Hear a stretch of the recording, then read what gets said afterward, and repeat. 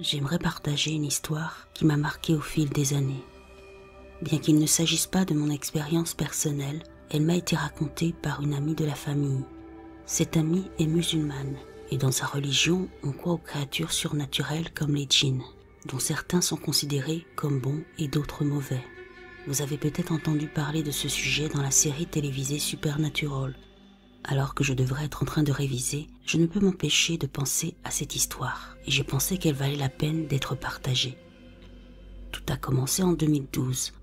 À ce moment-là, les 2 enfants de cette amie étaient très jeunes. Son mari était en voyage d'affaires, la laissant avec ses enfants. Je l'appellerai Sally et ses enfants. L'aînée était une fille, je l'appellerai Emma, et le plus jeune était un garçon, je l'appellerai Zach. Ils vivaient tous dans une petite maison en Angleterre, et il ne s'y passait jamais rien de bizarre. La maison n'avait pas d'histoire sombre, alors quand quelque chose d'étrange se produisait, c'était assez choquant. Le mari de Sally avait déjà quitté le pays pour son travail, et ce n'était donc pas la première fois qu'il se retrouvait seul, elle et ses enfants. Il se débrouillait très bien, jusqu'au jour où en faisant le ménage, Sally est tombée sur de la monnaie en vrac. Elle n'en a pas fait grand cas sur le moment, car il est normal de perdre quelques pièces. Mais Emma et Zach trouvaient eux aussi de la monnaie, et ils étaient ravis de pouvoir acheter des bonbons et des chocolats. Cependant, ils ont commencé à trouver de plus grosses sommes d'argent, comme des billets de 50 ou 20 livres sterling. Sachant qu'elle n'avait pas laissé traîner autant d'argent, Sally s'est inquiétée et a appelé son mari. Celui-ci a nié être impliqué dans cette affaire. Elle a donc décidé de rassembler tout l'argent et de s'en débarrasser, parce qu'elle sentait que quelque chose n'allait pas. Après cet incident, l'argent n'est plus apparu et elle n'y a plus pensé. Quelques jours plus tard, des choses encore plus étranges ont commencé à se produire.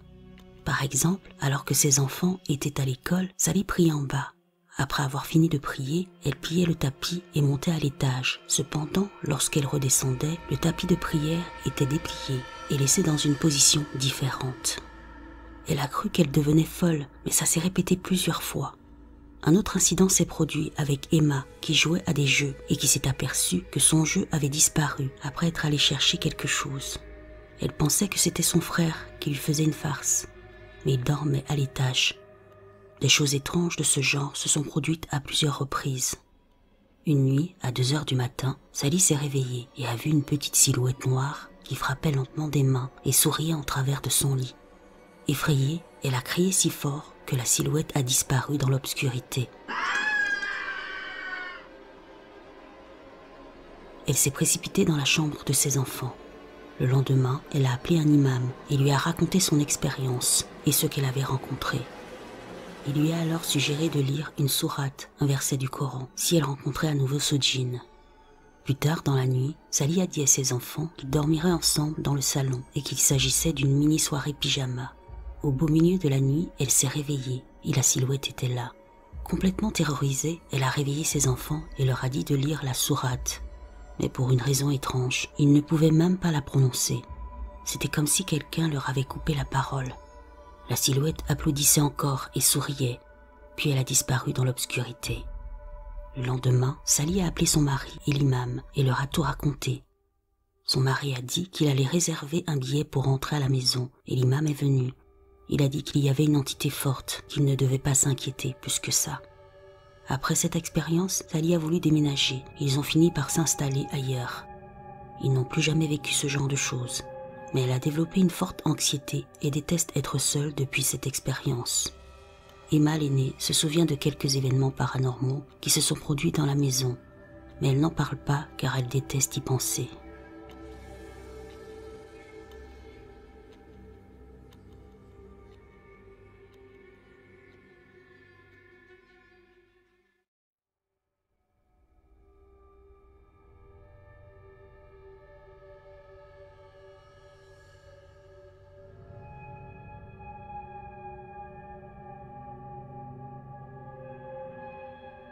Je ne suis plus sceptique. Ma femme et moi avons séjourné dans une maison Airbnb, construite en 1901 dans une vieille ville minière de l'Arizona. Les expériences que nous avions vécues nous ont fait partir un jour plus tôt, à 3h30. La ville s'appelle Bisbee. C'est une petite ville nichée dans les montagnes, près de la frontière mexicaine, à moins de 30 km de la célèbre ville de Tombstone. Je vais vous donner un bref historique. Le cuivre et d'autres minerais précieux ont été découverts ici en 1877 et un camp minier a vu le jour. La population s'est considérablement accrue au cours des 2 décennies suivantes et à un moment donné, elle a dépassé celle de San Francisco. Le problème est qu'ils ont entassé cette population dans ce qui est en fait un canyon. L'augmentation de la population s'est accompagnée de crimes, de maladies, de problèmes d'hygiène, etc. Sans parler des fumées et des émanations toxiques liées à l'exploitation minière. Les gens gagnaient de l'argent à tour de bras, tout en vivant dans la misère la plus totale pendant un certain temps. L'exploitation minière s'est poursuivie sans interruption jusqu'en 1974 et a donné lieu à l'une des plus grandes mines à ciel ouvert d'Amérique. Lorsque le cuivre s'est épuisé, la compagnie minière est partie et a revendu toute la ville aux habitants, qui l'ont transformée en une ville de fête hippie, artistique et amusante. Cette année, c'était la 3e fois consécutive que ma femme et moi y allions pour le 4 juillet. Ce voyage est devenu une sorte de tradition. Nous avons séjourné dans une maison Airbnb construite en 1901. C'est en fait l'une des premières maisons construites dans la rue principale de la ville. J'aimerais commencer par dire que dans l'ensemble, j'ai toujours été sceptique en ce qui concerne le paranormal. J'ai toujours trouvé ça divertissant, mais j'ai toujours pensé qu'en fin de compte, c'était probablement des conneries. Ma femme était du même avis. Il aurait fallu une expérience très concrète pour que j'y croie vraiment. Laissez-moi vous raconter les expériences que j'ai vécues ces 2 derniers jours et ces 2 dernières nuits et qui ont changé ma vision des choses. Le premier soir, nous étions en train de réfléchir à ce que nous allions faire pour la soirée. J'étais dans la cuisine et j'ai distinctement entendu des pas sur le parquet.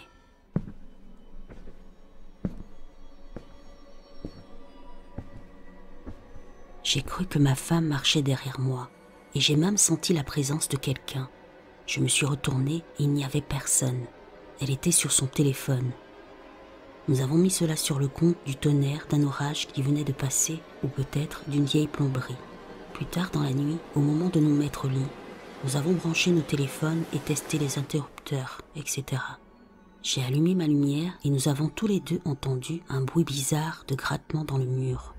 J'ai même dit en plaisantant, « J'espère que ce n'est pas un arc électrique dans le mur ou quelque chose comme ça. » Ce n'était certainement pas ça, car je connais bien ce bruit, mais le son était vraiment dans la même veine. Le lendemain matin, au petit déjeuner, ma femme me dit qu'elle a eu du mal à dormir à cause de cauchemars très vifs et très intenses qui se sont déroulés dans la maison. Elle dit qu'il s'agissait de ce type de rêve où l'on ne sait pas si l'on est éveillé ou endormi. Ça a suffi à la perturber visiblement, alors qu'elle n'est pas une femme facile à perturber. La nuit suivante est arrivée et nous sommes allés nous coucher vers 22h.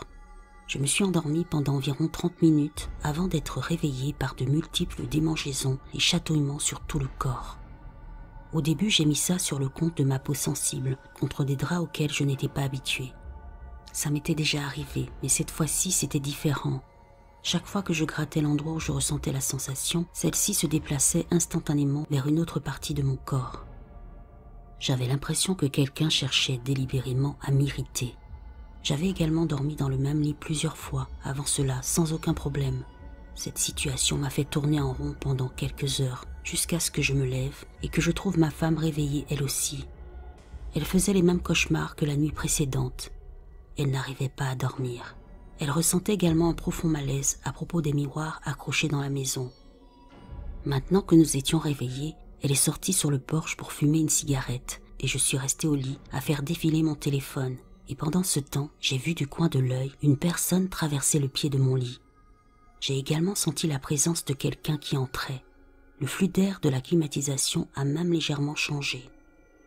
C'était suffisamment frappant pour que je pense à 110% que c'était ma femme qui entrait. Et mon estomac s'est effondré lorsque j'ai réalisé qu'elle était toujours sous le porche. J'ai pensé qu'il s'agissait peut-être d'un reflet de mon téléphone, mais j'ai essayé par tous les moyens de le recréer et je n'y suis pas parvenue. Comme on n'arrivait pas à dormir tous les deux, on a commencé à parler de choses. Attention, on se dispute rarement, voire jamais, et on ne se fâche pas et les choses ne s'échauffent pas, surtout sur des sujets comme ceux dont nous parlions. Alors que la conversation se poursuivait, cette étrange énergie négative a commencé à se développer et la conversation a commencé à tourner au vinaigre. On a tous les deux craqué. On a réfléchi aux événements qui ont mené à ça et on a décidé de faire nos valises et de sortir de là. Comme nous partions, ma femme est retournée chercher une dernière chose et a entendu plusieurs pas autour d'elle. Elle a eu le sentiment distinct qu'elle était chassée. Nous sommes rentrés à Tucson au milieu de la nuit et nous sommes encore assis ici, encore sous le choc de ce que nous avons vécu.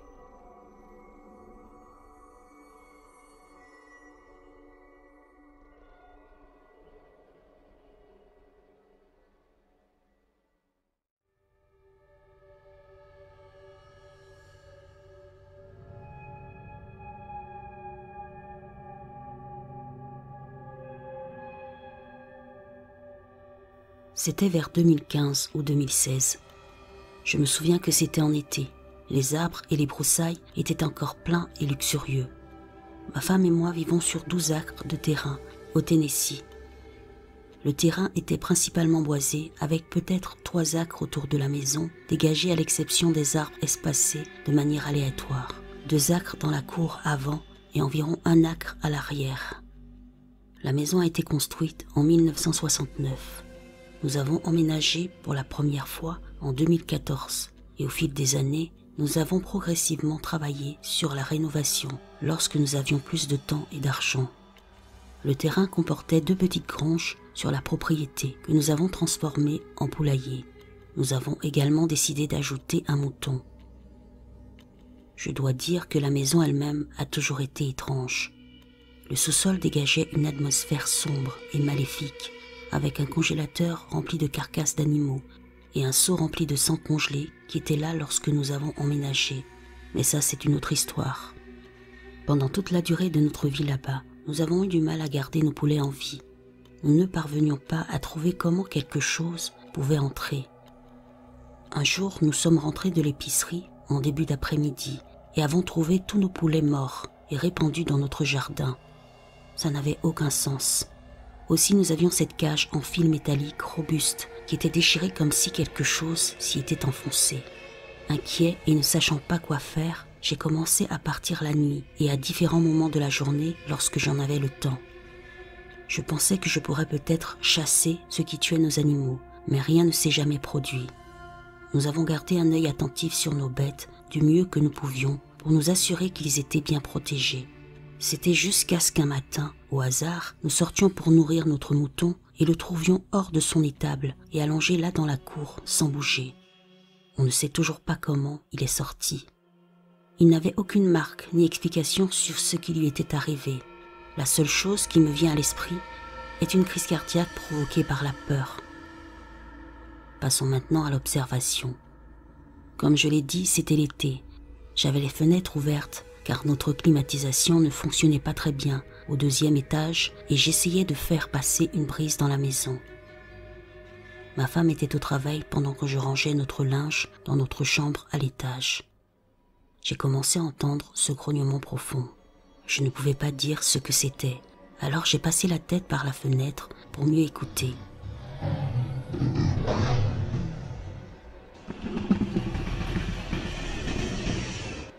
Je pouvais l'entendre venant des bois, sur le côté droit, devenant de plus en plus fort et se rapprochant lentement. Alors que le son approchait, mon cœur battait à tout rompre. J'ai ressenti de la peur et de l'effroi. J'avais peur mais je ne savais pas pourquoi. C'était jusqu'à ce qu'il arrive dans la clairière. C'était là, cette chose géante traversant ma cour. Il marchait à 4 pattes. Il avait une tête canine, géante. Un grand dos bossu, une longue queue touffue, et sa fourrure était épaisse sur sa poitrine et son dos et amincie sur ses pattes. Il avait des articulations pliées comme les nôtres pendant qu'il marchait, ses pattes arrière pliées comme nos genoux et ses pattes avant pliées comme nos coudes. Alors qu'il entrait dans la cour avant, j'ai pu le mesurer en passant devant un arbre. Il mesurait au moins 1m20, 1m30 à 4 pattes jusqu'à ses épaules. J'imagine donc qu'il devait mesurer au moins 2 mètres de haut sur ses pattes arrière.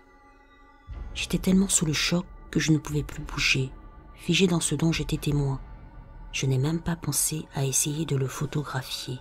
Je suppose qu'à ce moment-là, je ne voulais rien manquer. Il a continué à travers la cour avant et s'est enfoncé plus profondément dans les bois. J'en ai parlé à ma femme et je ne l'ai plus jamais revu après ce jour. Je ne suis également jamais sortie sans protection par la suite. Aussi, nous avons fini par déménager en 2018.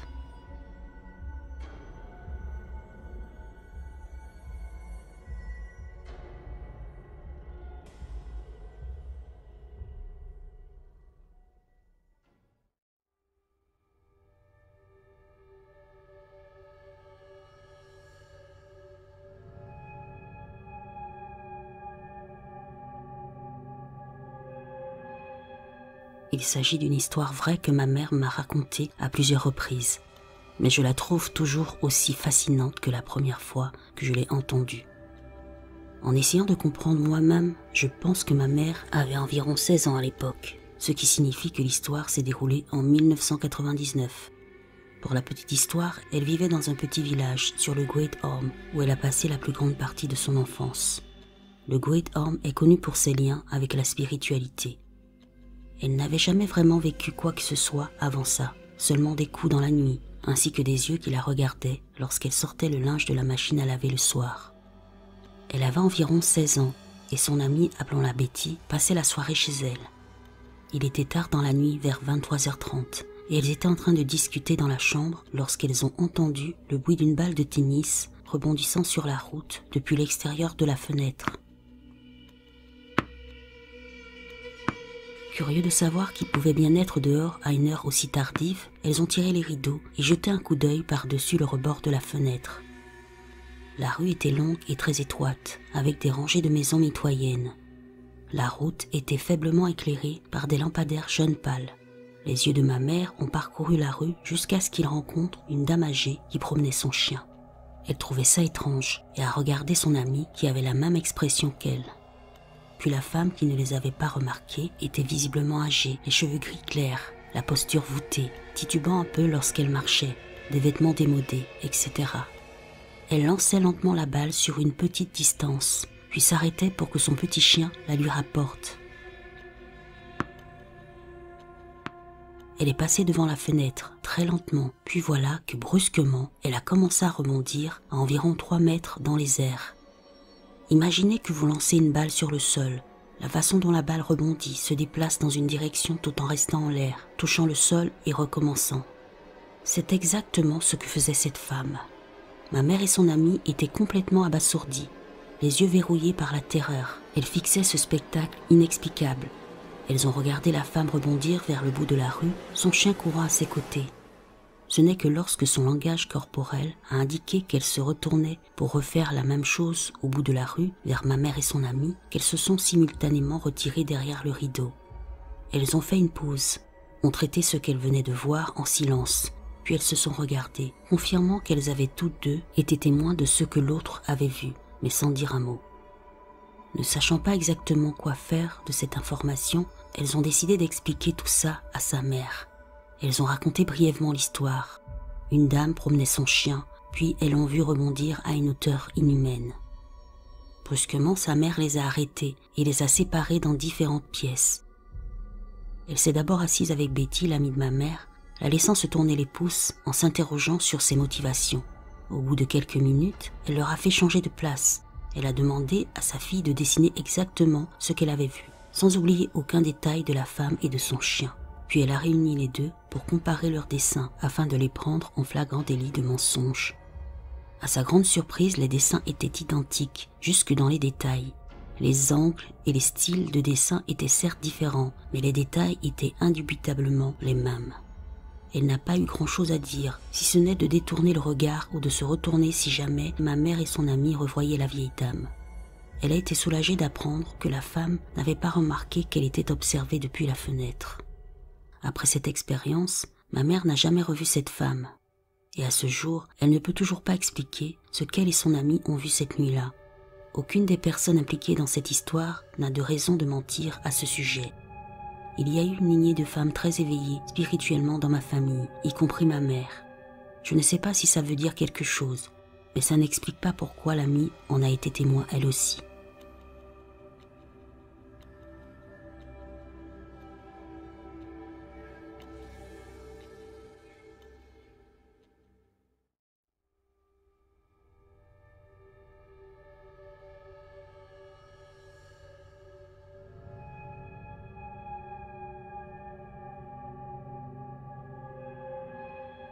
Permettez-moi de commencer par dire que j'ai vécu dans les Appalaches toute ma vie et que j'ai eu beaucoup d'expériences étranges. Ma famille était irlandaise et installée en Virginie occidentale, mais je vis actuellement dans la partie Caroline du Nord de ces magnifiques montagnes. Tout a commencé avec mon Golden White Weaver, Ozzy, qui grognait comme je ne l'ai jamais entendu auparavant.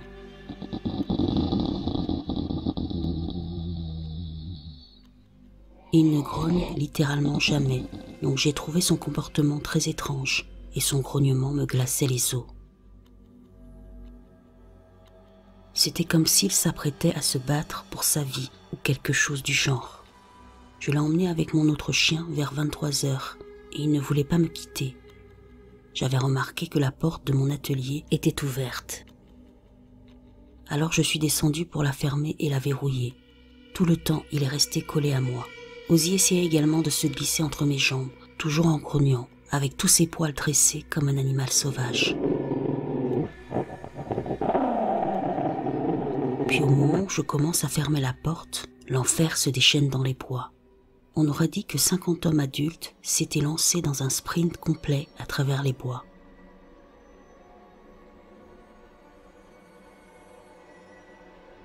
Les arbres tremblaient et les branches tombaient.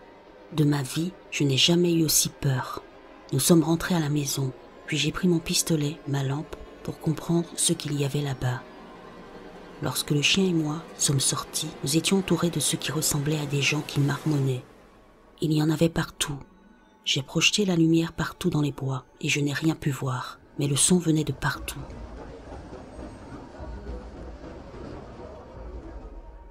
On aurait dit que vous aviez une salle de sport pleine de gens qui marmonnaient. On pouvait presque distinguer les mots. C'est pourquoi je ne pense pas que ce soit un animal. Je me suis immédiatement sentie malade, comme si j'avais un mélange entre une crise de panique et une grippe. De retour à l'intérieur de la maison, on aurait dit que des gens se promenaient toute la nuit. Les fenêtres grinçaient et on entendait clairement le bruit des chaussures sur les graviers.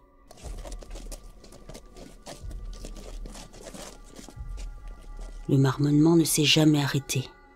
Chaque fois que je me levais pour vérifier la maison, mes pieds touchaient le sol et le silence était total. On n'entendait pas les oiseaux, les grillons, les grenouilles ou quoi que ce soit. J'étais terrifiée. Je n'ai pas dormi du tout. L'air était épais et mauvais toute la nuit. C'est la seule façon dont je pouvais expliquer cette sensation. Imaginez une couette trempée jetée sur vous. C'est ce que j'ai ressenti. Je recherche toutes les réponses sur ce que cela pourrait être.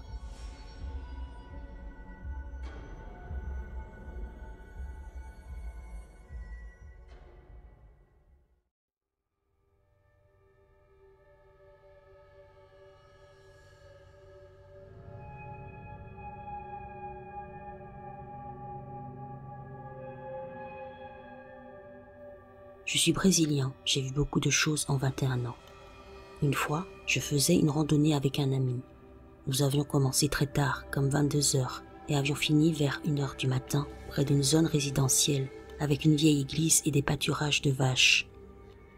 Mon ami devait livrer à une femme qu'il connaissait des casseroles et des poêles qu'elle avait empruntées pour que nous puissions préparer de la nourriture et des sucreries pour la fête de São João, une fête catholique.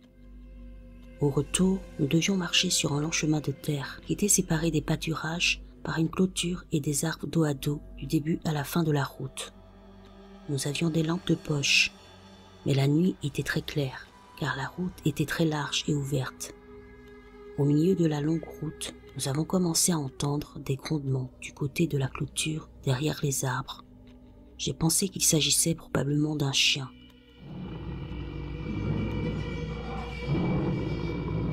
Le son s'est approché petit à petit, au fur et à mesure que nous avancions, et mon ami a déclaré qu'il s'agissait sûrement d'un très gros chien.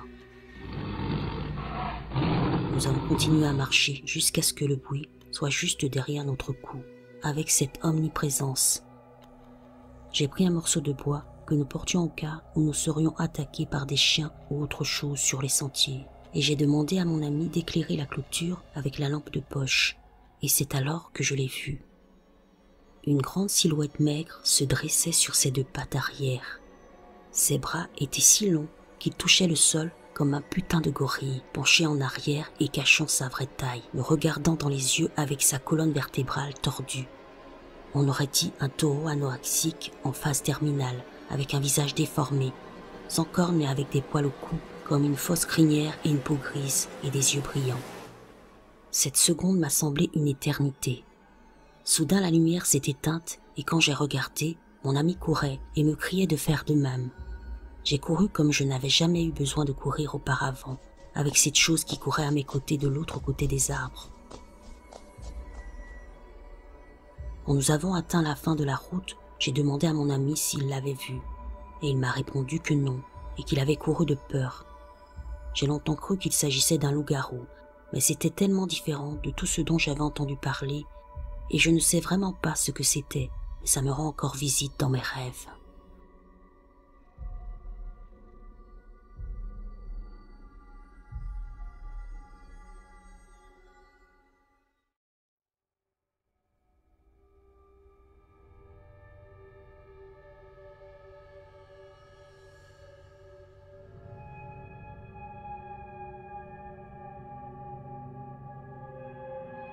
Ça s'est passé pendant mon enfance à Matamoros au Mexique. Je vivais avec ma famille dans un quartier tranquille où tout se passait bien. J'ai eu une enfance heureuse. En raison de la situation économique des années 1970, de nombreuses personnes ont été contraintes d'émigrer vers d'autres régions du pays ou même vers les États-Unis à la recherche d'opportunités. Pour cette raison, de nombreuses maisons ont été abandonnées. Et lors des déménagements, il était courant que nos anciens voisins laissent des choses oubliées. Il y avait tellement de migration dans la région que pour mes amis et moi, l'un de nos jeux préférés était l'exploration urbaine. Nous entrions dans les maisons vides avec le désir de fouiller les poubelles, de voir quel genre d'objets on avait laissé. Bien sûr, notre objectif principal était les jouets.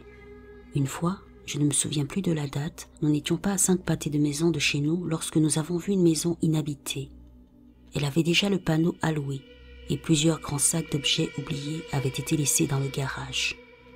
Nous avons commencé à fouiller dans les sacs, mais parmi tout un tas d'objets, un de mes amis a trouvé la tête d'une poupée, une de celles qui ouvrent et ferment les yeux.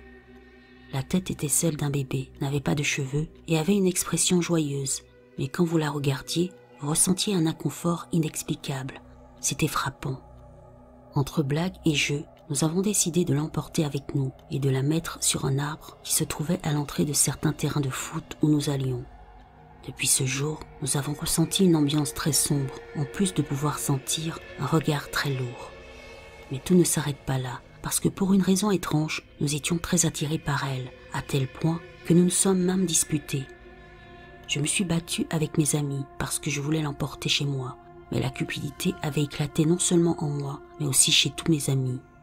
L'étendue de nos disputes était telle qu'il y avait des jours où nous ne parlions pas. Je me sentais une certaine responsabilité, puisque c'était moi qui avais tout commencé. Alors après y avoir réfléchi, je suis allé chercher mes amis pour m'excuser auprès d'eux et tout est revenu à la normale. Une fois, alors qu'on jouait aux billes, mon meilleur ami s'est exclamé effrayé. La petite tête a roulé des yeux. Mais comme nous savions déjà qu'il pouvait les ouvrir et les fermer, nous ne lui avons pas donné d'importance. Mais Mario a insisté à nouveau. Puis nous avons vu que le jouet déplaçait ses yeux d'un côté à l'autre et même clignait des yeux. Bien sûr, nous avons eu peur et nous avons couru terrifiés. Aussi, nous n'avons pas remis les pieds sur le terrain de football. Après quelques jours, on s'est retrouvés pour décider de ce qu'on allait faire de cette chose. On voulait s'en débarrasser, mais personne n'a eu le courage d'y toucher. Alors on a décidé d'y aller avec un ami adulte. À 2 rues de chez nous, il y avait la maison d'un homme nommé Valentin. Il était très gentil et avait l'habitude de jouer au foot avec nous. Nous connaissions ses enfants qui étaient plus jeunes que nous parce que nous avions été invités à ses fêtes d'anniversaire auparavant. Nous sommes allés le chercher. Nous savions à quelle heure nous pourrions le trouver et nous lui avons tout dit. Évidemment, il ne nous croyait pas. Nous l'avons emmené au terrain de foot et lui avons montré la tête. Il le prit et observa de près pendant quelques minutes. Puis s'écria « Je l'emmène chez moi. Ma fille a quelques-unes de ces poupées sans tête. Ça m'aidera à en réparer une. » Il a pris la tête, l'a mis dans un sac d'épicerie et rentra chez lui. Les jours ont passé sans incident et la tranquillité est revenue dans notre cercle d'amis. En fait, nous sommes retournés jouer sur le terrain de football. Cependant, 15 jours s'étaient écoulés depuis que nous avons vu Valentin, et nous n'avions plus de nouvelles de lui, alors nous sommes allés le voir chez lui. Arrivés près de chez lui, nous sommes restés pendant une demi-heure, mais personne n'a ouvert. Nous avons pu entendre que la télé était allumée, et nous avons vu des lumières à l'intérieur de la maison. En fait, son camion était garé dans le garage. Ça nous a semblé étrange. Les jours suivants, où nous sommes allés le chercher, la même chose s'est produite et nous n'avons toujours pas eu de nouvelles de Valentin ou de sa famille. Nous avons discuté de cette situation avec nos parents et voisins, mais ils ne s'en souciaient pas. En fait, ma mère m'a dit qu'il devait peut-être émigrer comme les autres. Préoccupés par cette situation, nous avons décidé d'enquêter par nous-mêmes. Nous avons sauté par-dessus la barrière et sommes entrés dans sa maison. Lorsque nous sommes entrés, nous avons trouvé les lumières allumées dans certaines pièces. La télévision était allumée et en fait les assiettes étaient sur la table. La nourriture était toujours là. Il semblait que toute la famille venait de disparaître, puisque tous leurs biens étaient là, leurs vêtements, les jouets des enfants, y compris son portefeuille sur la télévision, à côté de ses clés de voiture. On a laissé la maison comme elle était, avec une grande crainte, sentant que quelque chose de mal leur était arrivé. Nous avons essayé de voir comment déposer une plainte de disparition auprès de la police, mais ça n'a pas été possible, car nous étions mineurs, et lorsque nous avons finalement réussi à convaincre nos parents de nous soutenir, la plainte n'a pas pu être prise, car nous n'étions pas apparentés à eux. Ainsi les jours devinrent des semaines, des mois, et nous ne cessâmes pas de chercher. Un jour en rentrant de l'école, j'ai vu qu'il y avait des gens dans la maison de Valentin, et pensant que c'était lui, mon cœur s'est rempli de joie, et j'ai couru à sa rencontre. Mais quand j'ai atteint le seuil de la porte, j'ai vu qu'il s'agissait de personnes différentes. Ces personnes étaient des membres de la famille qui sont venus après ne pas avoir eu de leurs nouvelles. L'homme qui disait être le beau-frère de Valentin m'a posé des questions pour savoir si je savais où il se trouvait, ce à quoi j'ai répondu non. Je l'ai accompagné pour demander au voisin s'il savait quelque chose et finalement, un voisin a pu donner des réponses. Une vieille femme qui habitait la maison de l'autre côté de la rue raconta au beau-frère de Valentin qu'il y a quelques mois, après 9 heures du soir, elle avait entendu un cri qui l'avait réveillée. Et comme la fenêtre de sa chambre faisait face à la rue, elle s'était penchée pour voir ce qui s'était passé, mais n'avait rien remarqué d'étrange. Quelques minutes plus tard, elle a vu Valentin se précipiter dehors et démarrer le camion.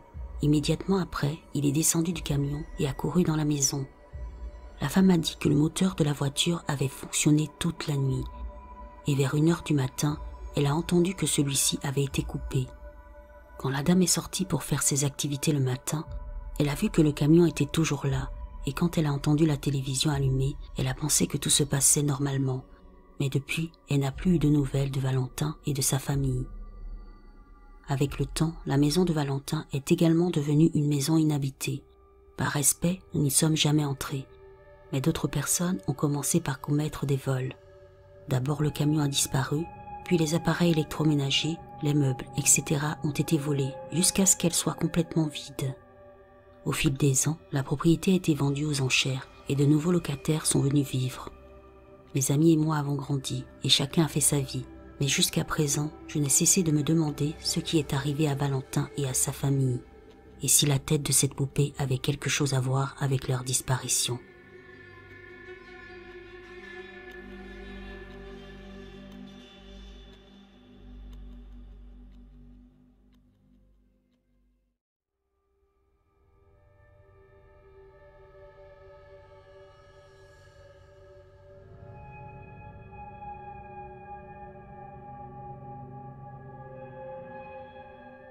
C'est arrivé ce soir vers 23 heures. Je terminais mes devoirs quand j'ai commencé à entendre quelque chose comme un hurlement de chiot.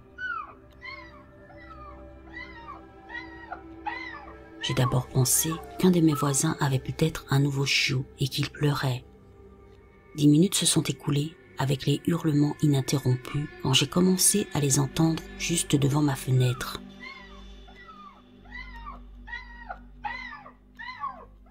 Il faut savoir que j'habite au 3e étage et que ma chambre se trouve juste à côté du balcon.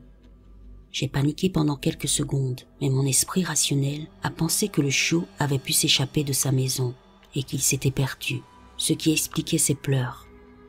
J'ai jeté un coup d'œil à travers les rideaux pour voir de quel type de chien il s'agissait. il n'y avait pas de chien du tout. En fait, il n'y avait rien du tout. Je me suis inquiétée en pensant que ce satané chien était peut-être tombé et s'était tué. Je suis sortie de ma chambre et avant d'ouvrir la porte du balcon, j'ai entendu un grognement épais et lourd, comme ceux que l'on entend dans les films d'horreur. Mais ça semblait extrêmement réel et naturel.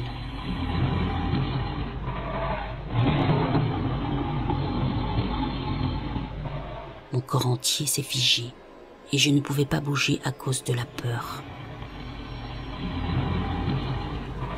J'ai entendu le grognement environ 6 fois avant de retourner en courant dans ma chambre. J'ai encore une peur bleue. Je n'ai jamais rien entendu de tel en 20 ans de vie. J'avais décidé de l'enregistrer, mais je ne trouvais pas du tout mon téléphone. C'est alors que j'ai entendu le cri le plus terrifiant qui soit, comme celui d'un animal que l'on torture.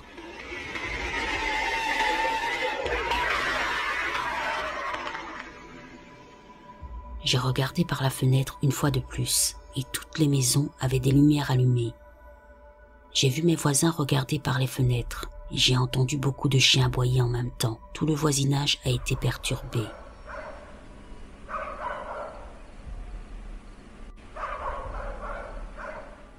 Mes voisins du dessous m'ont appelé pour me demander si j'avais entendu quelque chose. Ils étaient également terrifiés. Ils ont appelé la police pour savoir s'ils pouvaient faire quelque chose, mais ils ont seulement dit qu'il s'agissait peut-être d'un coyote ou d'un loup. Je connais le bruit d'un coyote et d'un loup, et il ne ressemble absolument pas à celui d'un chien de l'enfer.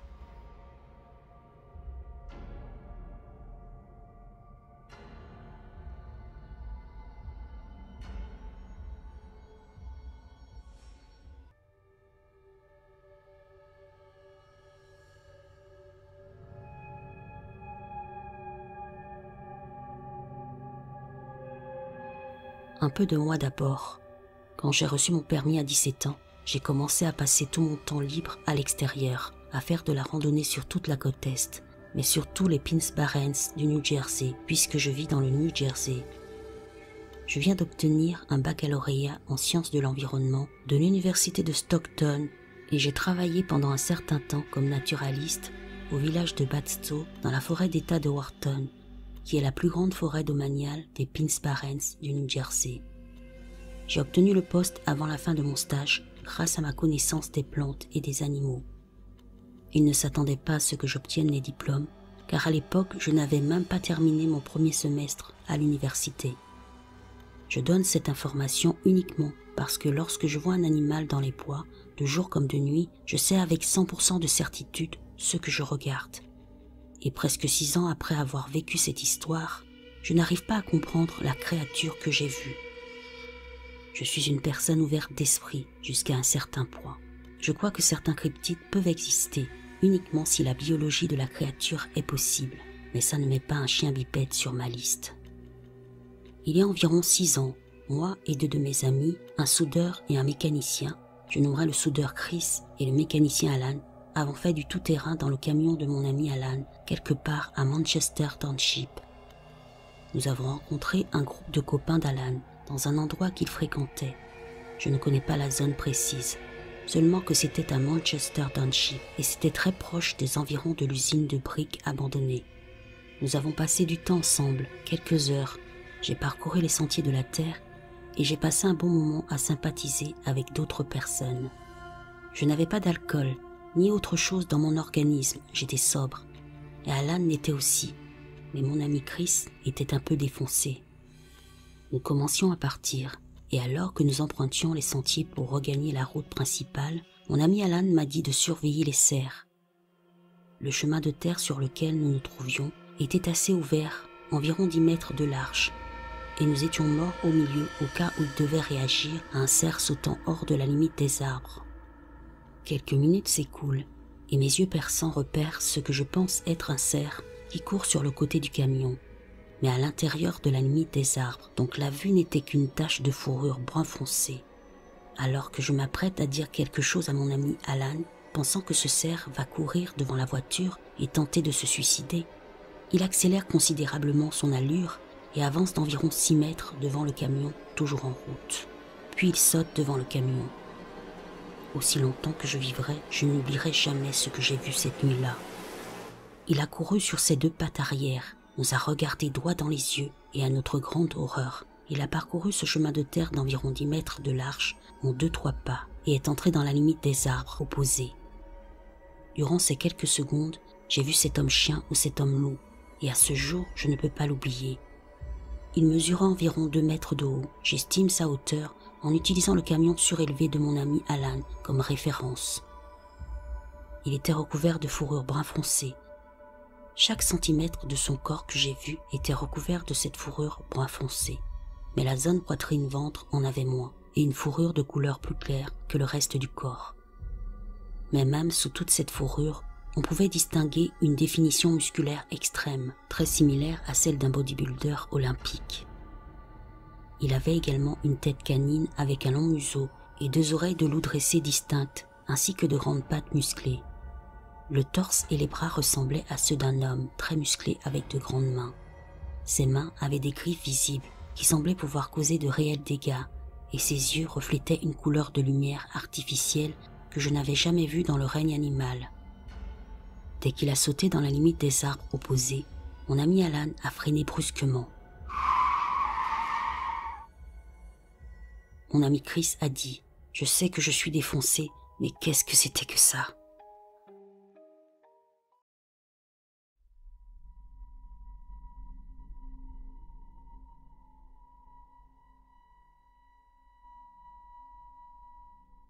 Il est environ 4 heures du matin. J'entends la tonalité du 911 qui m'indique que je suis sur le point d'être mise en relation avec un appelant. La tonalité se termine et je demande l'adresse de l'urgence. Je suis accueilli par un silence de mort.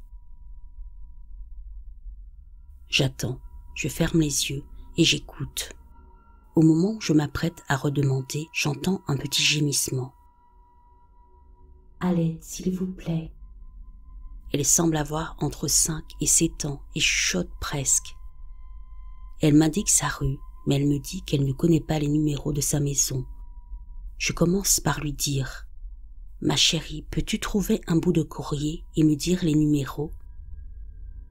Sa petite voix douce me souffle qu'elle ne peut pas.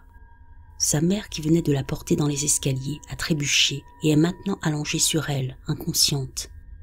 Elle a du mal à respirer et commence à paniquer parce que sa mère ne répond pas. Je lui demande d'une voix douce « Ma chérie, à quoi ressemble ta maison? De quelle couleur est-elle? Quel genre de voiture ta maman a-t-elle garée devant ?»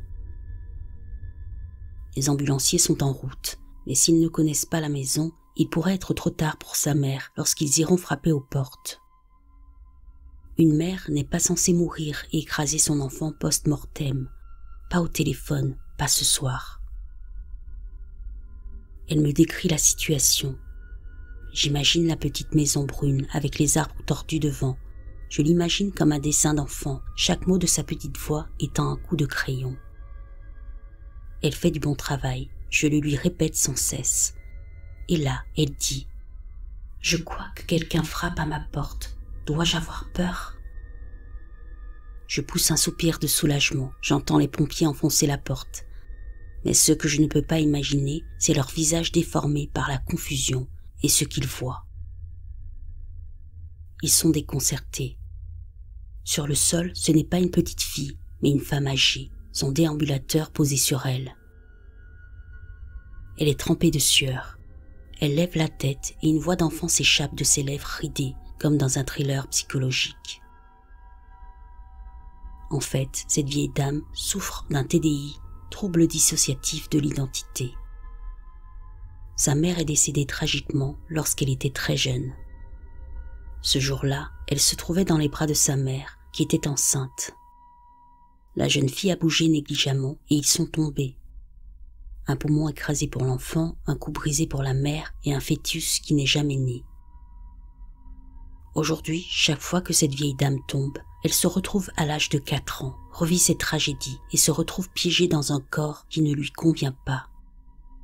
Elle revivra cette tragédie, ressentira le chagrin d'amour et la terreur de la mort d'un être cher à chaque fois.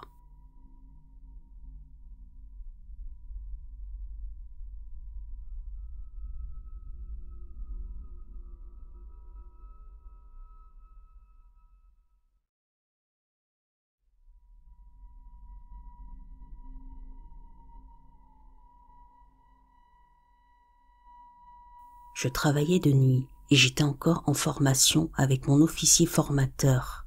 J'en étais alors à la phase 2 sur 4.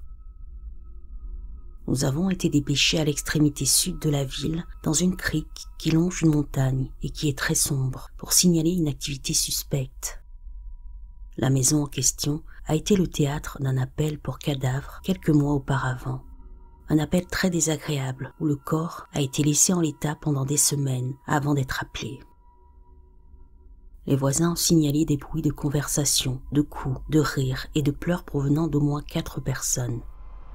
Mon agent de terrain et moi-même arrivons sans problème et je gare en bas de la rue, feu éteint et vitres baissées, et nous entendons des conversations distinctes provenant de l'immeuble.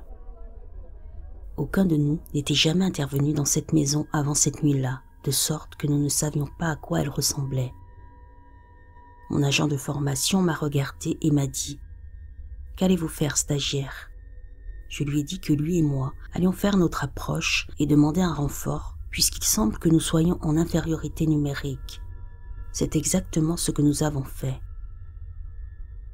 Lorsque nous nous sommes approchés à pied de la maison, celle-ci était complètement sombre et les fenêtres étaient condamnées avec une affiche de la ville indiquant que la maison n'était pas sûre pour l'occupation humaine. Nous avons attendu l'arrivée d'une unité supplémentaire avant de procéder à une fouille minutieuse. Après l'arrivée de l'unité, nous avons fouillé les alentours de la maison, mais nous n'avons pas trouvé d'empreintes de pas ou de personnes. Nous nous sommes retournés vers la maison et sommes entrés par l'arrière. J'ai pris la direction des opérations. J'ai annoncé notre présence et là, j'ai commencé à entendre des bruits de pas à l'intérieur du bâtiment. J'ai indiqué à mes partenaires que j'entendais des bruits de pas et mon agent de formation a acquiescé car il était près de la porte, prêt à l'ouvrir. L'odeur était horrible, ça empestait. La maison était plongée dans le noir lorsque nous sommes entrés. Je me suis tourné vers la gauche et j'ai maintenu ma position pendant que mon partenaire suivait. Nous nous tenions sur la trace laissée par le cadavre quelques semaines auparavant. Aucun d'entre nous n'était déjà venu dans cette maison. Nous étions donc désorientés à l'intérieur de la pièce, plongés dans l'obscurité. Après avoir sécurisé l'entrée, mon partenaire a braqué sa lampe dans le couloir. Il s'est immédiatement mis à courir dans le couloir en demandant à tout ce qu'il voyait de s'arrêter. Mon formateur et moi-même lui avons emboîté le pas. On nous a conduits dans la chambre principale où nous nous sommes arrêtés. Mon partenaire était très confus et nous a raconté à mon formateur et à moi ce qu'il a vu. Il a vu un visage blanc à environ 1,50 m du sol le fixer et se retourner vers la chambre principale.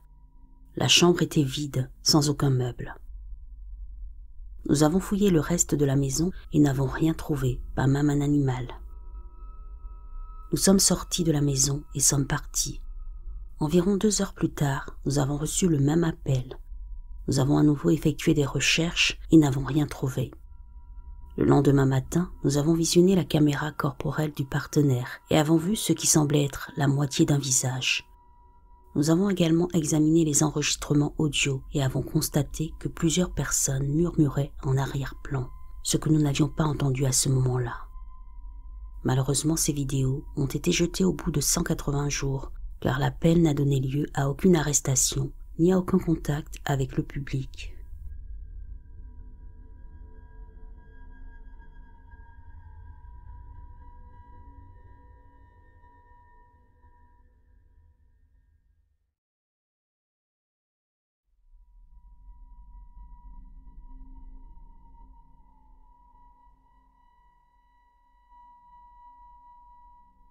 Cette nuit-là, il pleuvait, il y avait de l'orage.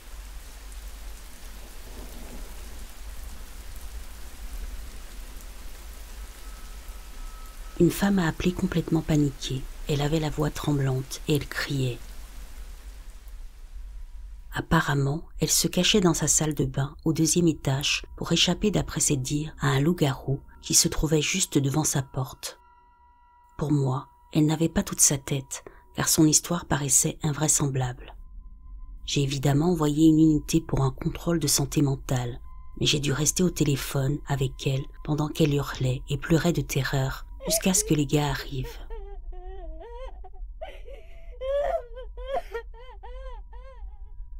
Il leur a fallu plus de 20 minutes pour arriver, puis elle n'a pas voulu quitter la salle de bain pour leur ouvrir la porte. Alors ils ont dû grimper sur le toit pour forcer une fenêtre du 2e étage afin de la récupérer. Pendant tout le temps que j'étais au téléphone avec elle, elle était absolument terrifiée. À un moment donné, environ 10 minutes après le début de l'appel, j'ai gagné sa confiance et j'ai réussi à la calmer. Je lui ai demandé de poser son téléphone et d'ouvrir la porte de la salle de bain en lui promettant qu'il n'y avait pas de loup-garou. Je l'ai écouté poser le téléphone, se traîner jusqu'à la porte puis l'ouvrir lentement. Le cri qu'elle a poussé est l'un des plus horribles que j'ai jamais entendu.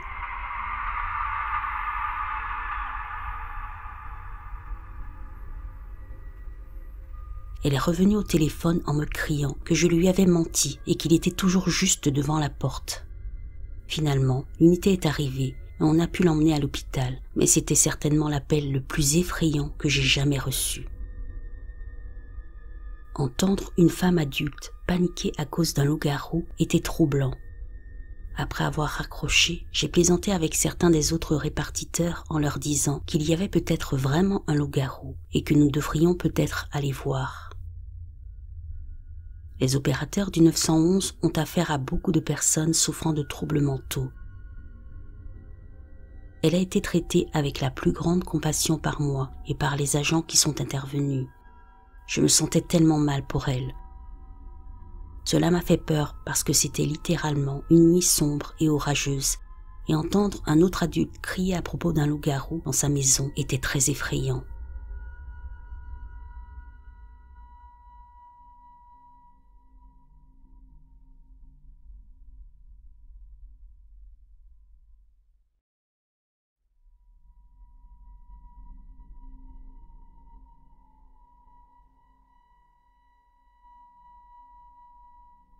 J'étais officier de police dans une ville de Virginie. Il y a un quartier chic dans notre ville, avec de très belles maisons. Lorsque j'étais nouveau policier, on m'a toujours raconté l'histoire d'un médecin qui vivait dans l'une de ces maisons. L'histoire raconte que le médecin a tenté de s'opérer. Il a anesthésié son ventre pour se faire une incision, mais comme il ne pouvait pas le sentir, il a accidentellement fait une incision beaucoup trop profonde et large et s'est accidentellement éviscéré. Lorsque les policiers et les ambulanciers sont arrivés, il était à peine vivant. Il est finalement décédé. Un peu plus tard, on me confie un appel concernant une jeune femme retrouvée morte par sa sœur aînée. Lorsque j'arrive sur les lieux, c'est dans le quartier chic que j'ai mentionné plus tôt. En sortant de mon véhicule, j'ai tout de suite eu un sentiment de malaise à propos de la maison. Bien qu'elle soit belle de l'extérieur, elle dégageait une mauvaise énergie. En m'approchant du porche d'entrée, j'ai remarqué d'innombrables canettes de boissons énergisantes vides et une planche Ouija sur la table du patio. Tout dans cette maison semblait anormal. Quand on m'a fait entrer, la famille était manifestement très désemparée.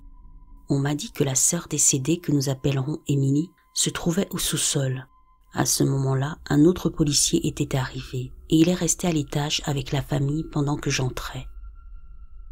La cave n'était pas aménagée et était assez sombre, à l'exception de 2 ampoules à filaments, une de chaque côté. La scène dans le sous-sol était similaire à celle du porche d'entrée. Il y avait des canettes de boissons énergisantes partout et une autre planche Ouija était posée sur une petite table basse. Émilie, qui avait 19 ans, si je me souviens bien, était pendue par le cou à un chevron du sous-sol. Elle s'était suspendue avec un élastique et se balançait légèrement d'avant en arrière. Son visage était bleu, boursouflé et se contorsionnait dans une expression horrible. Un autre policier m'a aidé à la soulever pour la faire descendre. La famille d'Émilie se compose de son père et de sa mère, ainsi que de sa sœur aînée. Ses parents ont déclaré qu'ils avaient essayé de l'aider, parce que tout ce qu'elle faisait, c'était boire des boissons énergisantes et rester debout à toute heure de la nuit à jouer sur la planche Ouija. Sa sœur a donné un peu plus de détails. Comme elles étaient sœurs, elle a dit qu'elles étaient très proches et qu'elles se racontaient tout. Elle a affirmé aussi qu'Émilie était obsédée par le Ouija, qu'elle buvait des boissons énergisantes pour rester éveillée toute la nuit et parler à ce qu'elle croyait être son petit ami qui était mort. Elle a ajouté qu'Émilie avait dit que son petit ami la suppliait de venir le rejoindre dans l'au-delà et qu'elle pensait que c'était la raison pour laquelle elle avait fait ce qu'elle avait fait. Je le répète, cette maison était très étrange. Tout semblait malsain et j'ai eu un sentiment de malaise dans le sous-sol et pas à cause du corps, ce n'était pas mon premier. C'est un appel qui m'a vraiment perturbée pendant un certain temps. Nous n'avons jamais eu beaucoup plus d'explications et en tant que flic, vous devez passer à l'appel suivant. 2 semaines plus tard, jour pour jour, on m'appelle pour un accident de voiture avec éjection. Je me rends à l'appel code 1, lumière et sirène allumée, et j'arrive pour trouver une BMW décapotable dont le toit a été rabattu et qui a manifestement subi un accident horrible et s'est retournée.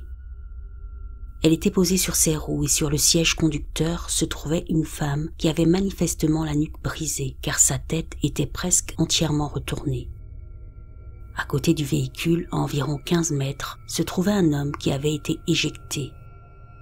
N'oublions pas qu'il s'agissait d'une décapotable et qu'il a donc été éjecté par le haut de la voiture. Il lui manquait toute la moitié supérieure de la tête. Je suis allé fermer la scène. Je me suis éloigné d'environ 75 mètres de l'accident où j'ai trouvé des morceaux de cerveau. Je n'essaie pas d'être intentionnellement explicite, mais je veux brosser un tableau de la gravité de cet accident de voiture.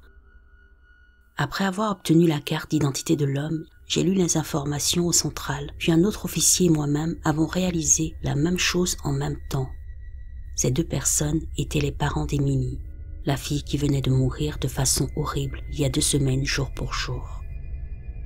L'annonce de la nouvelle à la sœur aînée a été déchirante. Je suis resté en contact avec elle pendant un certain temps. Elle avait hérité des biens de ses parents et de l'argent de l'assurance vie, etc.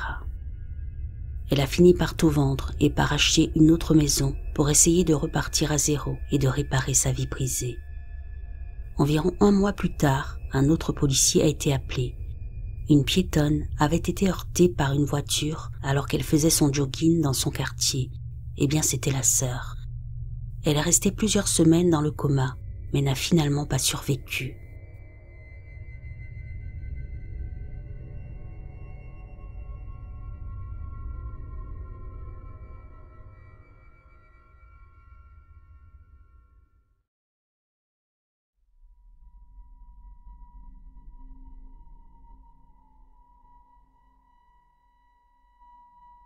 Je venais de terminer mes études à l'académie de police et c'était l'un des premiers appels auxquels j'ai participé.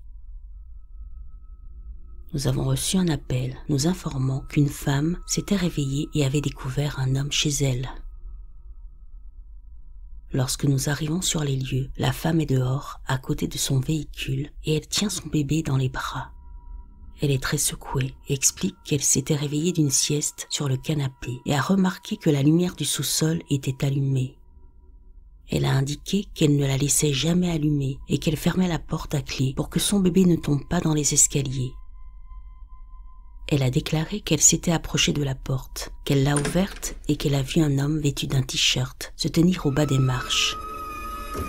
Elle a d'abord dit qu'il se tenait là, la regardant, le regard vide, et a ajouté que l'instant d'après, il lui avait fait un grand sourire, puis qu'il avait levé la main et éteint la lumière en bas des marches.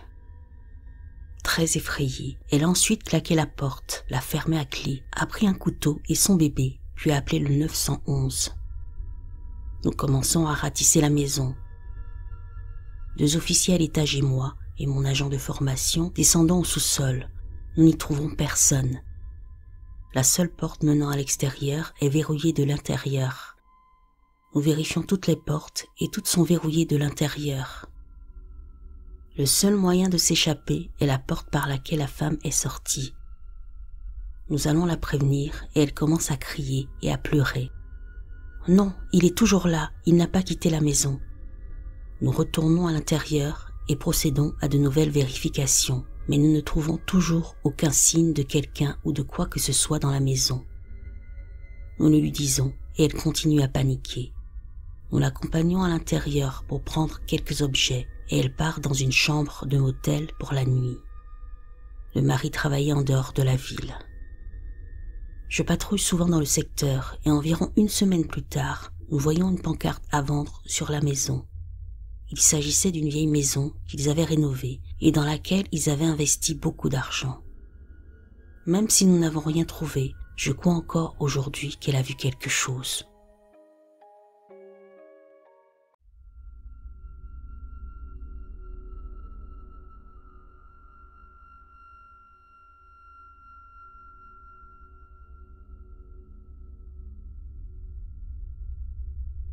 C'est arrivé il y a environ 5 ans, quand j'avais 18 ans au Nouveau-Mexique.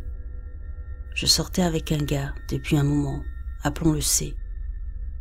Il était plus âgé et violent, mais j'étais jeune et stupide. Quoi qu'il en soit, je séjournais chez lui à 1h30 de ma ville natale. Un soir, on s'est disputé, je ne me souviens plus pourquoi, mais il a fini par me mettre à la porte à 3h du matin et ne m'a pas laissé le temps de prendre des chaussures ou des chaussettes. Alors j'étais pieds nus. Je n'avais pas de voiture et je ne connaissais personne dans cette ville. Je parlais parfois au fils du voisin, mais je ne le connaissais pas assez pour lui demander de l'aide et son père me donnait la chair de poule. Je n'avais pas non plus de téléphone à l'époque. J'ai décidé de marcher jusqu'au McDonald's à environ 1 km et d'appeler mon père pour qu'il vienne me chercher. Je ne croyais pas au paranormal et j'avais une mentalité de dur à cuire. Personne ne peut m'emmerder. Je n'étais donc pas inquiète à l'idée de marcher seule la nuit. J'étais surtout blessée et en colère. J'étais à peu près à 2 pâtés de maison quand j'ai marché sur un gros morceau de verre. À ce stade, je saigne, je suis blessée et fatiguée. Je décide de retourner chez C en espérant qu'il se soit suffisamment calmé pour me laisser rentrer chez lui. C'est là que les choses sont devenues vraiment bizarres. Je suis presque arrivée chez C, environ 4 maisons plus loin, quand je les vois marcher vers moi au milieu de la route. Ils étaient 2, l'un de la taille d'un enfant de 8 ans, l'autre de la taille d'un petit enfant. C'est à ce moment-là que je l'ai senti. Une immense peur s'emparait de moi et j'ai reculé derrière un camion garé dans la rue. Je ne sais pas pourquoi, mais je ne voulais pas qu'ils me voient. Derrière le camion, je les ai observés. Ils ne se déplaçaient pas normalement. La meilleure façon de le décrire, c'est qu'on aurait dit qu'ils marchaient avec des jambes cassées. Leur démarche était bizarre et saccadée. C'est alors que j'ai remarqué leurs bras. Ils les bougeaient vraiment bizarrement. C'était inhumain. Ils les tordaient dans tous les sens et les bougeaient d'une manière qu'une personne normale ne pourrait pas faire. J'étais suffisamment effrayée et ils continuaient à marcher vers moi. J'avais peur. Je voulais courir, mais je ne pouvais pas. Je suis restée derrière le camion et je les ai regardés. Puis, ils se sont arrêtés pendant ce qui m'a semblé être une éternité. Je pourrais jurer qu'ils me regardaient, mais je ne peux pas en être sûre. Je ne voyais que leur silhouette. Et puis, ils se sont retournés et se sont éloignés, à leur manière bizarre, au coin de la rue et ont disparu de ma vue. À ce stade, je rationalise et je me suis convaincue que j'ai juste vu des enfants bizarres. Je me dirige vers la porte de C et je frappe. Il refuse de répondre. Bon, je ne vais pas aller bien loin avec ce pied. Je décide donc d'aller au parc de l'autre côté de la rue. Juste en face de la maison de C, il y avait un petit parc de quartier avec une seule balançoire. Je m'assois sur les balançoires en accumulant de la colère et en essayant de comprendre ce que je dois faire. Est-ce que je vais devoir dormir dans ce putain de parc ? Et puis j'entends un sifflement. Ok, c'est probablement le voisin bizarre de C. Il se levait toujours très tard, fumant dans son garage. Je me dirige vers son garage et il fait noir à l'intérieur. Je frappe. Pas de réponse. D'accord, ce n'était pas lui. J'entends à nouveau le sifflement. C'est un sifflement humain, je crois, et je commence à regarder dans tout le quartier, à la recherche de quelqu'un dans leur jardin ou quelque chose comme ça. Je fais le tour du trottoir en regardant les maisons. Bizarre, mais peu importe, je retourne à la balançoire. C'est alors que je l'entends juste derrière moi. Je n'ai même pas regardé derrière moi. J'ai couru directement chez C et j'ai commencé à frapper frénétiquement à sa porte en pleurant.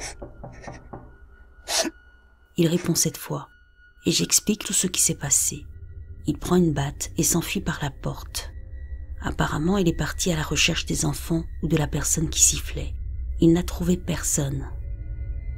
Plus tard, dans la nuit, nous étions assis par terre, roulant des cigarettes, lorsque nous avons tous les deux entendu les rires de plusieurs enfants. On aurait dit qu'il venait de la fenêtre. Il s'est précipité dehors et bien sûr, il n'y avait rien. Nous l'avons entendu encore une fois cette nuit-là et c'est tout. Je n'ai plus jamais vécu d'expérience paranormale et j'ai rompu avec C peu de temps après. Pendant les premières semaines qui ont suivi la rencontre, j'ai cessé de sortir la nuit. Cependant, au fil des ans, j'ai rationalisé cela en pensant que c'était juste des gamins qui s'amusaient.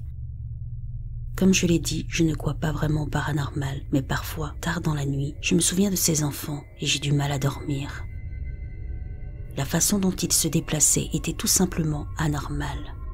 Je ne sais pas comment une personne peut bouger comme ça, et le sentiment de peur primitive que j'ai ressenti est quelque chose que je n'oublierai jamais.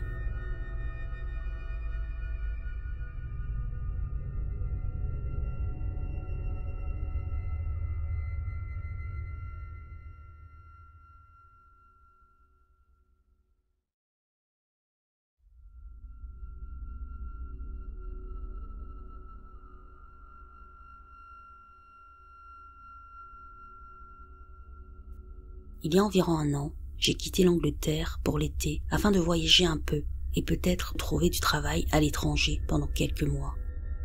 J'ai réussi à trouver par hasard un emploi bien rémunéré d'ouvrier agricole dans la région nord-ouest de la réserve de la nation Navajo, au Nouveau-Mexique. Le fermier cherchait quelqu'un pour l'aider dans ses travaux d'été et m'a permis de dormir dans une sorte de grande cabane qu'il avait rénovée pour loger tous ceux qui travaillaient pour lui à ce moment-là. Il s'agissait d'une grande exploitation agricole et la cabane était située à peu près parallèlement à la maison, de l'autre côté du plus grand champ de culture. Avec moi, il y avait un garçon à moitié amérindien qui s'appelait Aiga. Il avait à peu près le même âge que moi. Quoi qu'il en soit, je suis arrivé là-bas après un voyage long et stressant en avion, puis en autostop à travers les États-Unis. J'ai rencontré le fermier et le garçon et ils semblaient tous deux assez amicaux. Tout s'est passé sans problème pendant environ 2 semaines. Aiga et moi sommes devenus proches car nous nous côtoyions 24 heures sur 24, 7 jours sur 7 et il me racontait toujours des histoires intéressantes sur les légendes Navajo. Il me parlait souvent des Inadulshi, ce qui veut dire skinwalker, et semblait très bien informé sur le sujet. Il m'a raconté qu'il rêvait souvent de ces créatures, comme s'il avait une sorte d'obsession morbide pour ces choses. J'ai considéré qu'il s'agissait d'histoires d'horreur et je n'ai pas vraiment accordé d'importance à ce qu'il disait. Même si cela m'intéressait, je n'ai jamais été du genre à croire ou à craindre le surnaturel. Un soir, après une grosse journée de travail, je suis retourné à la cabane pour me doucher et me changer. Je suis rentré, je me suis douché, je me suis changé et je me suis assis sur mon lit. Il n'y avait pas encore de signe d'Aiga, ce qui était étrange car il devait normalement être de retour à ce moment-là. Puis j'ai quitté ma cabane pour me rendre dans la ville la plus proche, histoire d'explorer un peu plus le pays où je me trouvais. J'ai exploré pendant un moment, puis vers 22h30, alors qu'il faisait presque entièrement nuit, j'ai commencé à rentrer à la ferme. En marchant le long de la route venteuse, j'ai eu l'impression d'être observé. J'ai marché un peu plus vite et j'ai traversé la ferme. En contournant la maison du fermier, j'ai remarqué ce qui ressemblait à une personne portant un sac sur le bras, quittant la cabane. Quelque chose ne semblait pas normal chez cette silhouette et ses mouvements. Je me suis mis en mode furtif presque instinctivement et j'ai pris le long chemin du champ, me cachant derrière la clôture. J'ai réussi à obtenir un bon angle de vue sur la silhouette. Lorsqu'il s'est levé, la lumière provenant de la cabane s'est éclairée et j'ai vu qu'il s'agissait d'Aiga. J'ai d'abord été soulagé, puis j'ai vu qu'il se déplaçait de façon erratique, presque sans rythme. Sous son bras, il tenait la tête d'un chien. Je me suis senti mal et je me suis baissé, mais j'ai réussi à me ressaisir. J'ai relevé la tête pour vérifier une fois de plus et il s'enfonçait dans la forêt. J'en ai profité pour me précipiter vers la cabane et sortir mes clés pour déverrouiller la porte. En m'approchant, j'ai trébuché, j'ai laissé tomber mes clés et je me suis retrouvé par terre. Je me suis redressé et me suis retourné pour voir pourquoi j'étais tombé, et j'ai vu que j'avais trébuché sur le reste du chien à qui on avait coupé la tête. Je me suis retournée pour regarder vers les bois et j'ai vu Aïga à 4 pattes, pas comme un animal, mais comme une personne avec les bras et les jambes pliés dans la mauvaise direction. J'avais l'impression qu'il regardait directement dans mon âme.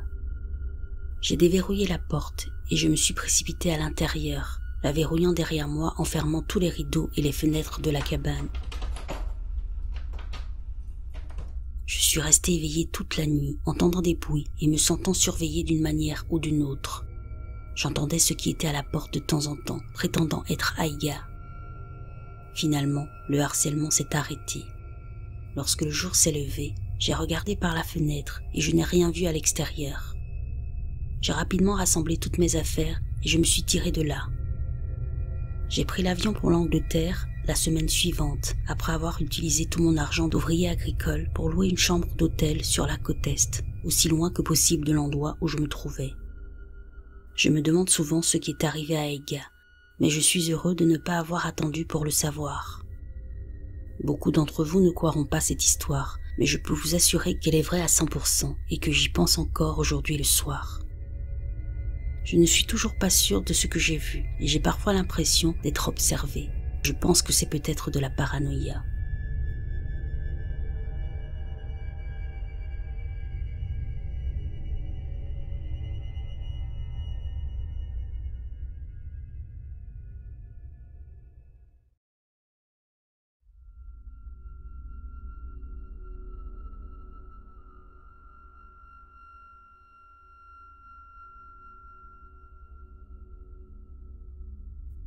Quelle que soit cette chose, ce n'est certainement pas un humain ou un esprit. Avant de commencer à raconter cette histoire, j'aimerais vous parler de la maison que ma famille possède depuis environ 30 ans. Elle est située dans une très petite ville du Nouveau-Mexique et c'est une grande maison à 2 étages sur une petite colline.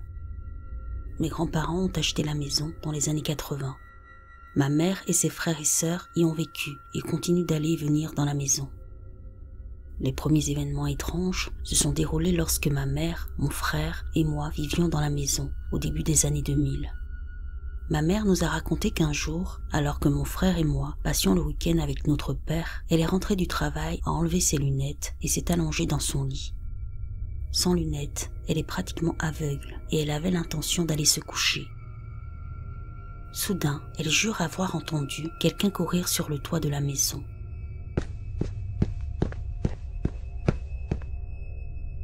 Elle panique, entendant toujours la course. Elle décide d'appeler mon oncle et de lui dire qu'il y a quelqu'un sur le toit. Il lui dit alors d'appeler la police, ce qu'elle fait. Peu de temps après, les policiers et son frère arrivent, vérifient la maison mais ne trouvent rien. Le lendemain, ses voisins lui ont demandé pourquoi il y avait des flics dans la maison et si elle allait bien. Elle leur explique qu'il y avait quelque chose qui courait sur le toit. Ils lui disent alors qu'ils ont également entendu quelque chose sur le toit cette nuit-là et que le lendemain matin, les poubelles ont été renversées.